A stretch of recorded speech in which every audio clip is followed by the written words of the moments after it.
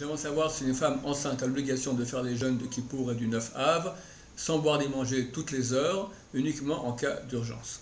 Ok, alors une femme enceinte n'est pas obligée de faire les jeûnes de Tanit Esther, 17 Tammuz, Tzom Gedalia et 10 Tevet.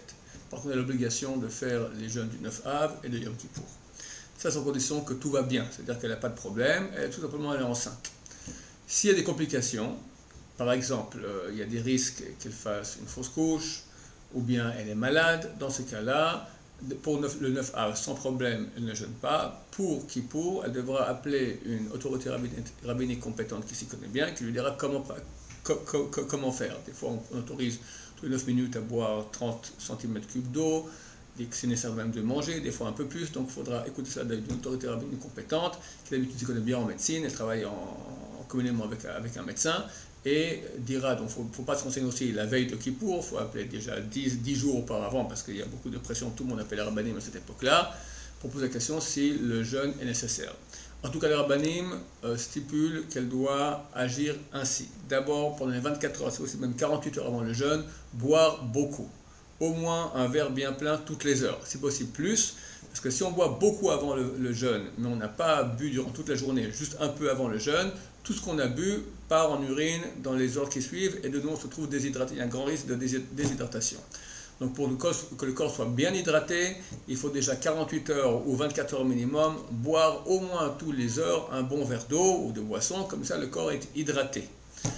Comme ça on peut beaucoup mieux supporter le jeûne. Ensuite la femme enceinte, elle reste couchée, ne bouge pas. Elle reste couchée, les enfants, tout ça. Si elle doit s'occuper des enfants, à cause de ça, elle doit se lever, il y a un risque qu'elle doit, à cause de cela, casser le jeûne.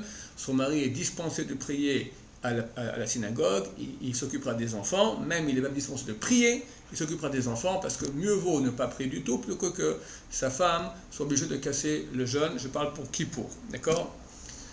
Donc il ne faut pas mettre l'accent sur l'essentiel, l'accent sur l'accessoire, au dépend de l'essentiel. L'essentiel, c'est de ne pas manger et boire à Kippour. C'est un issour karet.